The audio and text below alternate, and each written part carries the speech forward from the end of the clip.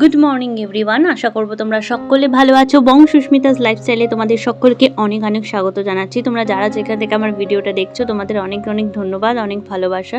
চলো আজকের ভিডিওটা শুরু করছি। এখন বাজে সকাল 7:30। এখন থেকে তোমাদের সাথে নিয়ে আজকের ভিডিওটা শুরু করছি। আশা করবো তোমাদের ভালো লাগবে। চলো তাহলে শুরু করা যাক। সকালে উঠে ফ্রেশ হয়ে নিয়েছি। এবারে হচ্ছে একটুখানি ঠাকুর ঘরটা মুছবো, ঠাকুরের কাজ করব। আজকে বৃহস্পতিবার, ঠাকুরের কাজ টাজ করে ঠাকুরের বাসন টাসন মাজবো। আজকে ঠাকুর সব আগে স্নান করাবো, তাদের জামা কাপড় চেঞ্জ করব, কারণ আমি কদিন ঠাকুর ঘরে ঢুকিনি তার জন্য। আর এখন হচ্ছে সমস্তটা ক্লিন করব। আমার একটু সময়ও লাগবে। আজকে আবার মামামের আজকে আবার স্কুল আছে, মানে ভীষণ একটা নাজেহাল অবস্থা। তাই আমি খুব একটা যে ভিডিও করতে পারছি তা না, আমি অল্প আধটু যা করতে পারছি তোমাদেরকে অবশ্যই শেয়ার করছি। ঠাকুরঘর মুছে হাত তাত ধুয়ে চলে এসেছি ঠাকুর ঘরে। ঠাকুরের ফুলগুলো বার করে নিলাম। মা বেশখানি ফুল তুলে রেখেছে, আর এখন হচ্ছে বেলপাতা টেলপাতা তুলে রেখেছে দেখছি। আম পাতা টাতা কিছু তোলেনি, তো দেখা যাক। আমসরা কেনাও আছে, সেটাও দিয়ে দিতে পারি সময়ের অভাব থাকলে। এখন হচ্ছে আমি ঠাকুর সব স্নান করাবো। আর অনেক দিন হয়ে গেল ঠাকুরকে চন্দন দিয়ে চান করানো হয় না, তাই চন্দন গুঁড়োটাকে একটু জল দিয়ে ভালো করে নাড়িয়ে নিচ্ছি আর কি, মিক্সড করে নিই।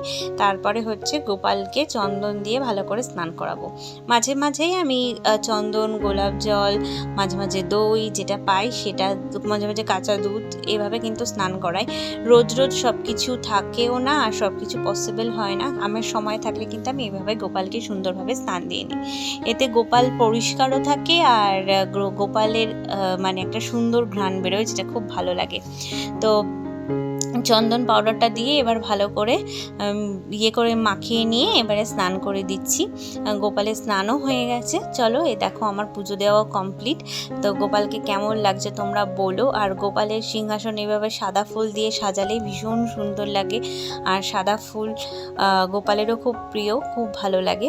আর নিজেদের গাছের ফুল সব সুন্দর করে সাজিয়ে দিয়েছিলাম, দিয়ে চলে এলাম রান্নাঘরে। মা বললো মটর ডাল বসাতে। আজকে চাল কুমড়ো না লাউ, যাই হোক, লাউ দিয়ে উচ্ছে দিয়ে মটর ডাল হবে, তার জন্য মটর ডালটাকে আগে সিদ্ধ বসিয়ে দিলাম। ও সিদ্ধ হতে থাক, আমি কিন্তু তার ফাঁকে চা খেয়ে নেব। সকলের মোটামুটি চা খাওয়া হয়ে গেছে, আমি লাস্ট আর কি, শেষমেশ অতিথি। তো আমি এখন চাটা খেয়ে নিই। চলো, 1 কাপ চা না হলে কিন্তু হবে না। আর এদিকে মনে হয় চায়ের মধ্যে পিঁপড়ে পড়েছে।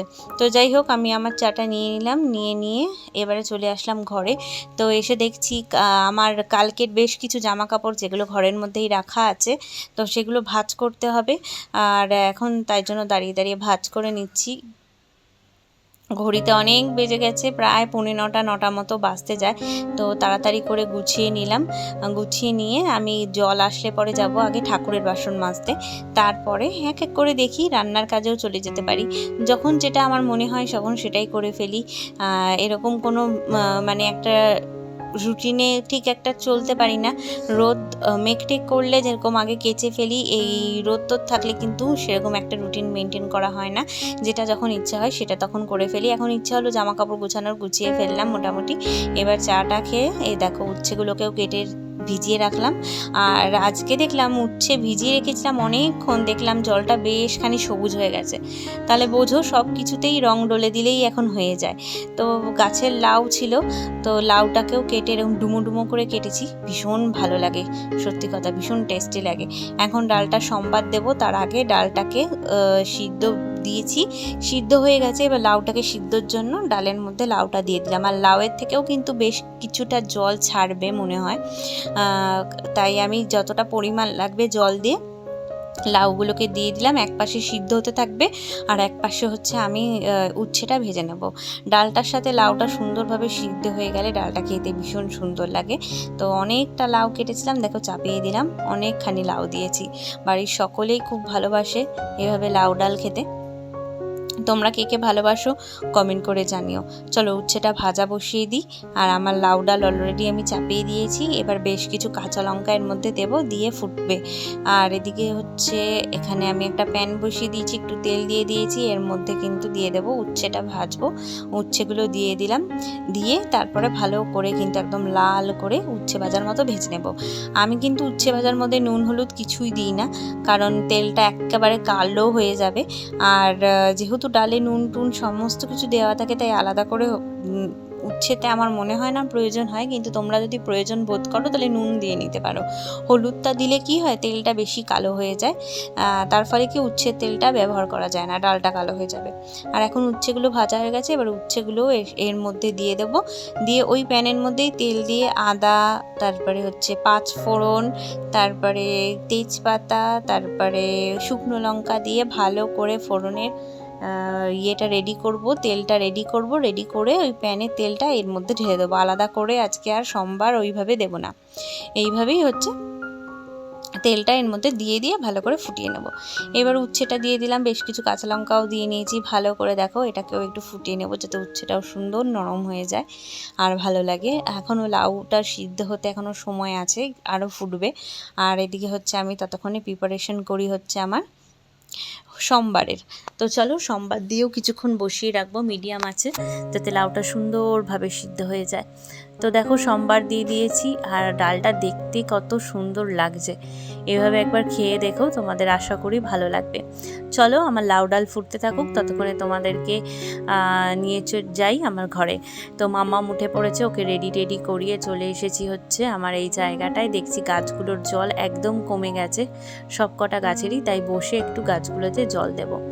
আর আমি কোনো কাজ করব, বিশেষ করে জলের কাজ, আমার মেয়ে তখনই এসে উপস্থিত হবে না, এটা কিন্তু কোনোভাবেই পসিবল নয়, জানো তো, এটা কোনোভাবেই মেনে নেওয়া যায় না। তার জন্য আমি মানে চলে এলাম, ওকেও বললাম চলে আয় তুই, আরও তো দেখেই চলে এসছে, আবার পাতাগুলোকে উম্মা দিচ্ছে। তো যাই হোক, ও আর আমি মিলে বসে বসে এবার গাছগুলোর একটু ব্যবস্থা করি। যতবার বলছি মাম্মাম একটু সরে বসো, সবাই দেখতে পাবে না, ও কিন্তু আর সরে বসার নাম করে না, ও ব্যস্ত জল নিয়ে, গাছ নিয়ে। তো চলো তোমাদেরকেও একটু উকি ঝুঁকি মেরে দেখতে হবে। যাই হোক, তো গাছগুলোতে জল দিয়ে নিলাম, বোতলগুলো প্রায় অর্ধেক খালি হয়ে গেছে, একদমই খালি হয়ে গেছে। তো ভালো করে জল দিয়ে একটুখানি বসে আবারও যাব কাজে। হাজারো কাজ, জানো তো, মানে কি বলবো, সত্যি কথা এখন যা চাপ যাচ্ছে বলে বোঝানো যাবে না। তো চলো গাছগুলোতে ভালো করে সুন্দরভাবে জল দিয়ে নিলাম, আর মাম্মা এদিকে খুব সুন্দরভাবে গাছে জল দেওয়াগুলো দেখছে। আর ওরা কিন্তু এই সময়টা যা দেখে, বাবা মা যা করে, যা কাজকর্ম করে, বা যেভাবে কথা বলে, যেভাবে চলাফেরা করে, বড়দের সাথে যেভাবে কথা বলে, সমস্ত কিছু কিন্তু এই সময়টাতেই ওরা শেখে। তাই সমস্ত কিছু করার আগে অনেকবার ভেবে কাজ করা কিন্তু অবশ্যক দরকার। তো চলে এসেছি এবার এই গাছগুলোতেও একটু জল দিয়ে নেব। জল দিলেই কিন্তু মোটামুটি আমার এদিকে গাছে জল দেওয়া কমপ্লিট। তারপরে হচ্ছে আমি যাব আমার কাজে। তো বন্ধুরা, আজকের ভিডিওটা এই পর্যন্তই। ভালো লাগলে লাইক, শেয়ার, সাবস্ক্রাইব করো। ভালো থেকো তোমরা, সুস্থ থেকো। অন্য একটা ভিডিওতে আবারও দেখা হবে। বাই।